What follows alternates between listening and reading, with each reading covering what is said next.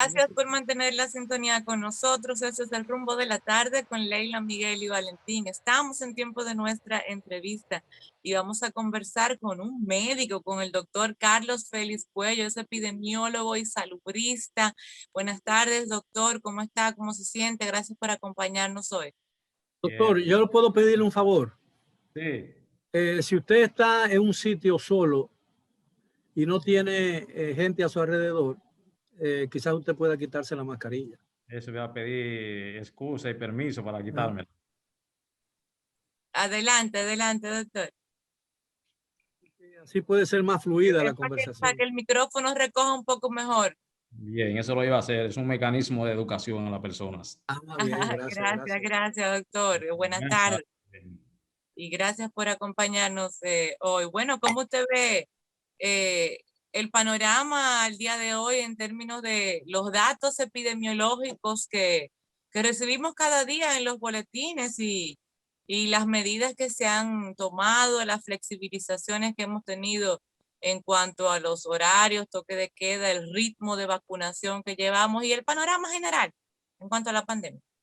Bueno, el panorama general, vamos a dar una información positiva y es la llegada del 1.050.000 dosis más de vacunas que llegaron anoche procedente de China. Eso es una información positiva por cuanto por lo menos contribuye a cumplir el primer grupo, la primera fase de las 768.000 dosis que llegaron de las vacunas y que ya empezaron a implementarse y que están prácticamente agotadas, lo que significa que es un elemento de tipo positivo y que evidencia que China continúa apoyando a la República Dominicana en la lógica de tratar de lograr la cantidad de dosis suficiente para llegar por lo menos a un 80 o un 90% de la inmunización como un elemento clave para eliminar esta pandemia.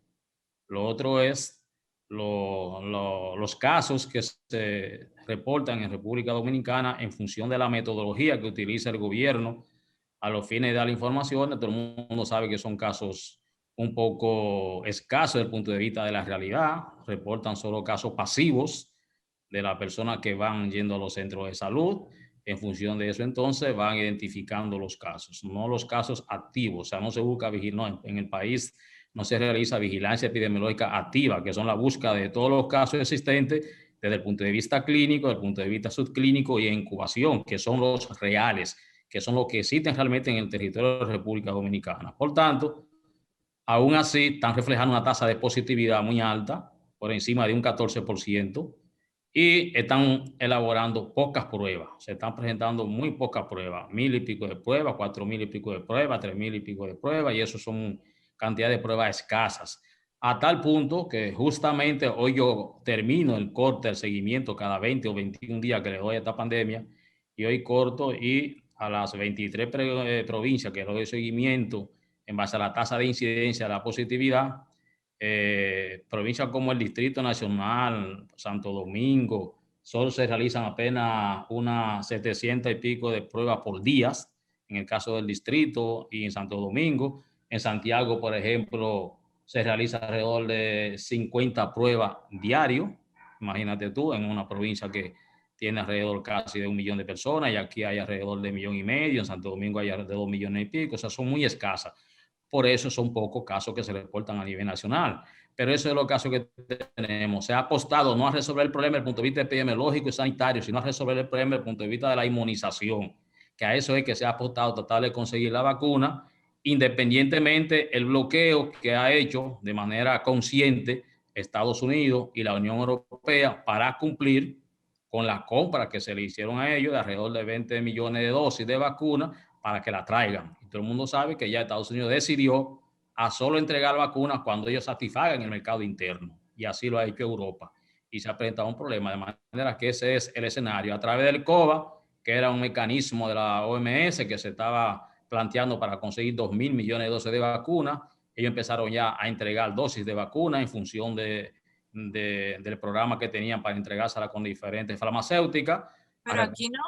A República Dominicana le toca en mayo, en la lista que Ya. ellos están distribuyendo, le toca alrededor de Son 500,000. 463.000 dosis le corresponde de la AstraZeneca. Esa es la que tienen contemplado para el país. De manera que eso es en sentido general el esquema de la vacunación, información de la parte china y parte de datos de lo que están disponiendo. Doctor, yo quiero hacerle una pregunta, que es algo que Leila y yo hemos tratado sin obtener una respuesta, por lo menos una respuesta fiable, ¿no? De un médico o de una autoridad sanitaria. Aquellas personas, por ejemplo, que ya recibieron la primera dosis, sea de China, de AstraZeneca, de cualquiera, ¿no? Y que están citadas, por ejemplo, para una segunda dosis en los días de Semana Santa, los días críticos de Semana Santa, que es el jueves, el viernes y el sábado. Si esa gente no puede vacunarse en la segunda dosis, ¿qué pasaría? No hay nada. Incluso en el caso de la AstraZeneca, recuérdense que AstraZeneca en su periodo inicial de investigación, la primera dosis partía el día 0 y la segunda el día 21 días después.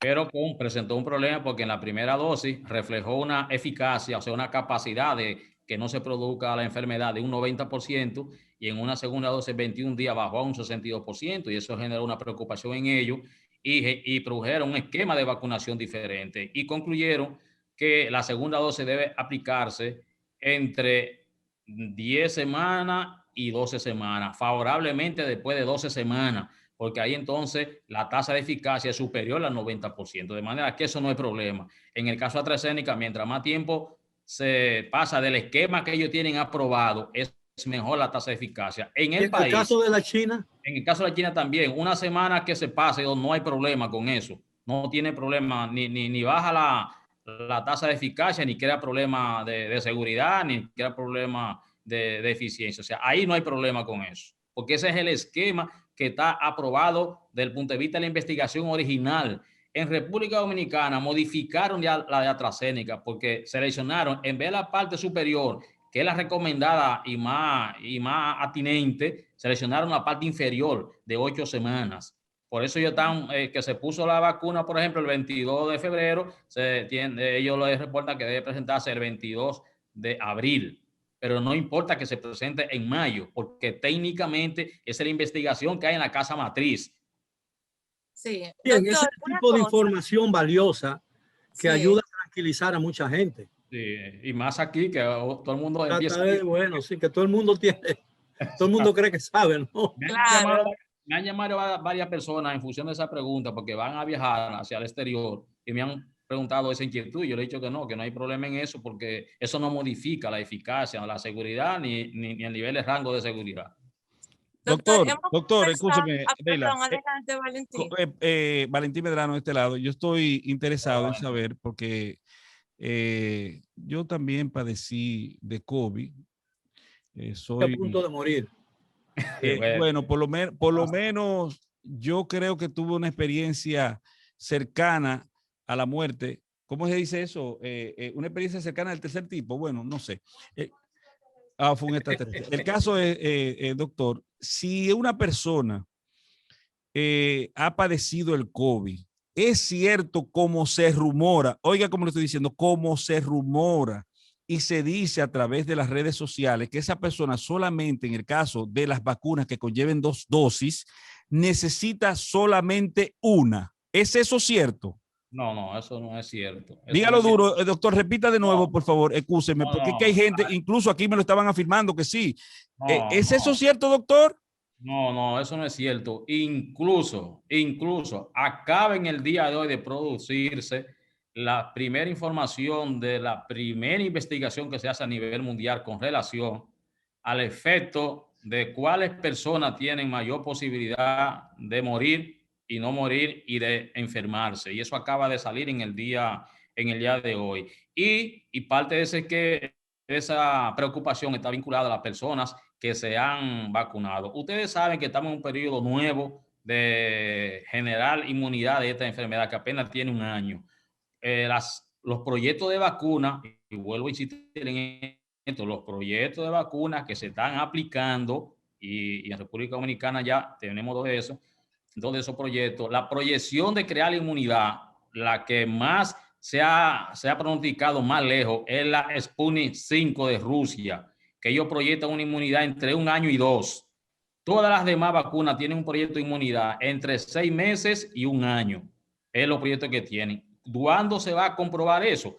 Bueno, en la medida en que pase el tiempo, más del año, y las diferentes vacunas que se van aplicando a nivel mundial, dependiendo de la cantidad, entonces la repetición de la enfermedad, de la pandemia, va a confirmar la tesis que se había discutido, el tiempo de inmunidad que va generando el virus.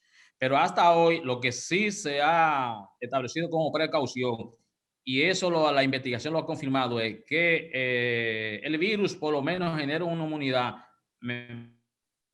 mínimo alrededor de 6 meses la genera. Ahora bien, eso es en países donde hay estudio, donde hay investigación, porque si en República Dominicana se hubiese determinado cuáles han sido las personas que han desarrollado la enfermedad, usted lo hubiese podido aislado, y en función de la dificultad que hay para conseguir la vacuna, usted hubiera programado un periodo de vacunación con esa persona del esquema completo de la vacuna que se esté elaborando, pero no paralizar el proceso de vacunación. Doctor. Si entonces, doctor, eso significa, lo que usted está diciendo significa. Hay que vacunarse todos los años. Claro, entonces, no, pero no solo eso. Eso significa que el virus, sentido común dice que el virus no se va a erradicar en el mundo. ¿Por qué? Porque ahora mismo hay más de 100 países del mundo, de los más pobres, que no tienen acceso a la vacuna. Más de 100 países que no tienen acceso a la vacuna. Mientras los países con mayores posibilidades, incluyendo países en desarrollo como nosotros, la hemos podido conseguir más o menos, algunos más que otros. Pero en un mundo tan globalizado, donde la gente viaja y va de un lado a otro y compra productos y la economía circula, cuando una gran parte del mundo esté inmunizado, todavía habrán casi 100 países o 100 países que no tendrán acceso a la vacuna. Entonces, si esa inmunidad de los que están inmunizados, estén inmunizados, dura 6 meses, 8 meses, quizás un año, pero habrán 100 países sin inmunizarse y la gente esté viajando y los productos circulando, volverán a contagiarse y en verdad no se va a erradicar nunca el virus. ¿El sentido común me indica eso? Sí, no que no se vaya a erradicar nunca. El virus se va probablemente a erradicar en la medida en que el planeta logre inmunizar alrededor del 80 y 90% de la población planetaria. ¿Por qué? Porque en ese momento es donde el virus tiene incapacidad para reproducirse. Recuerden que el virus se reproduce cuando encuentra una persona e infecta a la otra. Y con una población de un 80 o 90%, el virus tiene dificultad en función de la densidad poblacional para reproducirse. Ahora bien, ¿cuándo podrá? Hay más de 100 países que no han conseguido la vacuna, más de 100. Sí, correcto, pero lo que hay que tratar es, y eso es uno de lo que se está discutiendo, es que las vacunas que se van desarrollando y se van obteniendo, sean capaces los países de obtener la vacuna suficiente para que se puedan vacunar. Pero yo tengo, escuchando esas opiniones, a mí me asalta una idea, es decir, los laboratorios han hecho grandes inversiones en la fabricación de una vacuna para combatir el COVID. Si el COVID desaparece, la utilidad de esa vacuna va a desaparecer. ¿Me entiendes? Entonces, no parece que ha habido un interés en hacer una vacuna definitiva que cure y elimine el COVID. Hay médicos que dicen, por ejemplo, que como todo ser viviente, y un virus es un ser viviente, porque si se muta es un ser viviente, diferente, ¿no? Pero como todo ser viviente, nacen, maduran, envejecen y mueren, incluso el vino.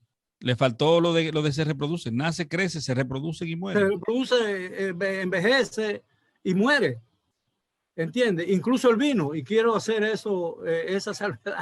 Entonces, ¿cómo es posible? En la fiebre, la famosa fiebre española, que no fue española, fue un nombre puesto porque Exacto. Fue en el sitio en que se pudo hablar del virus. Correcto. Porque no había censura, todos los países estaban en guerra, en la Primera Guerra. Exacto. No hubo una vacuna contra la fiebre española y desapareció.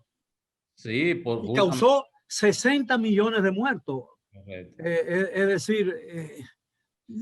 Pero tal vez no fue la vacuna, don Miguel, que erradicó el virus. Puede ser que haya ocurrido lo que dice el doctor, que tenga la dificultad por la densidad poblacional que pueda ser afectable por el virus, digamos el 20% de la población mundial, pero disgregada a nivel de regiones que puedan de alguna forma estar lo suficientemente aisladas para impedir que el virus se propague. Entonces, en esas condiciones, como dice el doctor, es posible que el virus pueda desaparecer. Es que yo no he hecho ninguna afirmación porque yo no tengo autoridad para hablar del virus. Le concedo no soy médico, yo hice una pregunta. Pero usted dijo que a usted le asaltan las ideas y las ideas los asaltan. Por eso mismo, pero yo hice en base a esa idea mía que yo tengo que me tortura.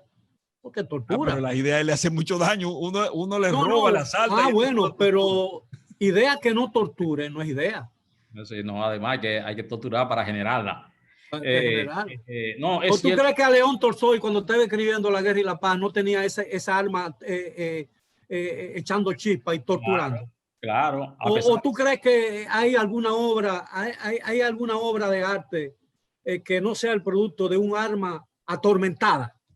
Usted está abusando de su intelecto y su acervo.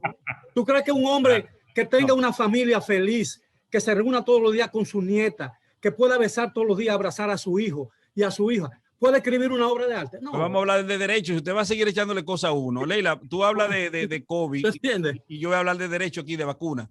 Porque don Miguel está sacando como unas armas que no están. Además, tenemos al invitado aquí que yo quería preguntarle si en algún momento, a raíz de las dificultades que se plantean, tal cual establece don Miguel, que estoy totalmente de acuerdo con él en esa situación, que nosotros no podemos estar en una situación recurrente de tener que acudir a una vacuna y después a otra vacuna y después el mundo no puede soportar, no creo que pueda soportar, no volver a su entera normalidad sin la intervención de una vacuna. Entonces, el futuro de las vacunas, ¿cuál sería? ¿Sería aeriforme de forma tal que pudiera dispersarse en el aire y que toda la población mundial sea alcanzada, o hacia dónde vamos?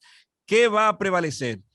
¿La procura de salvaguarda de la vida o la procura de salvaguarda de los intereses pecuniarios de las grandes farmacéuticas? ¿Qué va a ocurrir? Bien, ahora mismo hay una discusión, la última parte que acaba de decir, el interés, la especulación y el deseo de generar recursos económicos por un problema sencillo. A pesar de que en poco tiempo se ha desarrollado un récord histórico para usted desarrollar más de 11 vacunas tan complicadas como una enfermedad como esta para llegar a una pandemia, no menos cierto es que el planeta tiene ahora más de 7.000 millones de personas. De esos 7 millones de personas, en el caso hipotéticamente de lo que hay hasta ahora, en términos real, de proyectos real, porque está ya en fase 3, ya ninguna de las grandes farmacéuticas, excepto uno, la Johnson & Johnson, ha podido desarrollar vacuna que sea con una sola dosis. Ha sido con 2 dosis y una incluso con 3 como refuerzo, que déjeme decirle algo, ya se está desarrollando la vacuna para las posibles variantes que pueda desarrollar esta familia de coronavirus. Ya la están elaborando ya en Europa y la está elaborando ya Rusia, ya la dosis completiva de eso. Y en Cuba también, la Soberana 2, tienen una Soberana Supra que también está elaborando la que se deben ser para la posible variante. Están en eso. Ahora bien, desde el punto de vista tecnológico está la capacidad creada para elaborar la vacuna porque están. Lo que pasa es que no hay instalación farmacéutica mundial para producir 15.000 millones de dosis de vacuna, que es lo que necesita a la humanidad. O sea, el país necesita alrededor de 14.000 millones de dosis para vacunar el 90% de la población. Eso no existe. Hasta el día de hoy, por ejemplo, apenas se ha vacunado alrededor de 400 millones de personas. Se han vacunado hasta el día de hoy. Y eso tiene una limitante porque las farmacéuticas no tienen capacidad instalada para elaborar la vacuna. Por eso están recurriendo a acuerdos comerciales con otros países y con otras farmacéuticas para contribuir a aumentar el volumen. Pero eso ha creado un problema. ¿Por qué un problema? Bueno, porque todo el mundo sabe que las grandes poblaciones del mundo están concentradas en 2 áreas, en los indios, en África y en el caso de China, que tienen alrededor de un 25% de la población. Pero en términos tecnológicos, las grandes farmacéuticas están concentradas en Estados Unidos y en Europa. Entonces, esos farmacéuticos, esos intereses han determinado que ellos primero, las primeras 2.000 millones de dosis, ellos son los que la van a acaparar. No la va a acaparar la humanidad, ni la van a facilitar a entregar. Incluso los acuerdos que ellos han llegado para vender la vacuna son acuerdos que ponen hasta en juego la soberanía de países, porque ¿cuál es el problema? que como no hay vacuna final definitiva, hay proyectos de vacunas que están en etapa 3, los países han tenido que recurrir a lo que se llama una emergencia sanitaria para poder aplicar lo que existe hasta el día de hoy, en función de que ya la información que hay, que tiene una tasa de eficacia de un 90%, algunos 95, 70, 75, 68, que pasa por encima del 50, y eso es positivo. Por eso se ha llegado a ese problema. Además de que ya cada farmacéutica, por ejemplo, ha aprobado más de 10 y más de 15 y 20 millones de esa dosis, lo que significa que ya tiene una posibilidad de evaluar los efectos que se llaman efectos secundarios, efectos adversos, que es lo que ustedes han oído en los últimos tiempos, que a X personas le ha dado un embolismo, le ha dado un problema vascular, o sea, pero ya eso a 17 millones de aplicados. Ellos la proyectan a 200, cada 200,000 personas, una vacuna puede generar una reacción adversa, pero ahora se ha prolongado más, lo que significa que la eficacia ha sido mejor. Entonces, eso ha tenido dificultades y han condicionado que para vender vacunas, los estados tengan hasta que garantizarle, primero, que no den información sobre los proyectos de la vacuna en términos públicos, que eso sea una información reservada, porque se está en investigación. Segundo, que no tenga compromiso desde el punto de vista civiles ni penales en función de los efectos secundarios que pueda eso generar. Y tercero, hay hasta países que le han llevado a hacer acuerdos que en caso de que fracase o que haya sometimiento de demanda con algún elemento de bien de ese país, entonces sea parte de la garantía. Eso se produjo en Argentina. Bueno, Argentina lo rechazó, pero eso fue el planteamiento de Pfizer en el borrador de contrato que le llevó. Sí, pero de aquí a 9 países de América Latina, Argentina lo rechazó y lo rechazó México, pero hubo 7 países que lo aceptaron. Y nosotros no sabemos cuál es el acuerdo que tenemos con Pfizer. Porque exigieron un acuerdo de confidencialidad por 5 años. Entonces ahí no se sabe si en ese acuerdo, parte de lo que rechazó Argentina y México, estamos envueltos nosotros y te juego. Entonces, eso es parte de la limitante que hay para producir las vacunas. Y los gobiernos, entonces, países como nosotros, que tienen limitantes a todos los niveles, porque ni se involucran en producir vacunas, ni los países con los cuales nosotros tenemos una dependencia real, directa, en términos que cualquier cosa hasta nos callamos y no podemos hacer nada, recurran en socorro para nosotros. Porque, por ejemplo, ¿cuál es el país más llamado a protegernos a nosotros en materia de vacunas, que tiene más de 600 millones de dosis de vacunas en su conservador? Estados Unidos. Y lo primero que dijo desde Donald Trump hasta Biden es que hasta que ellos no resuelvan su problema interno de vacunación, no se va a enviar ninguna vacuna a ningún país.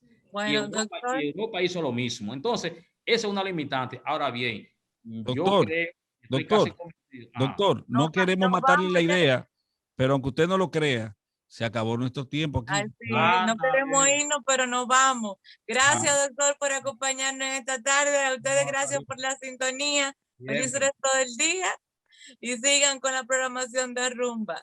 Hasta mañana. Vienen los poderosos ahí, los poderosos. Gracias, doctor. Bien.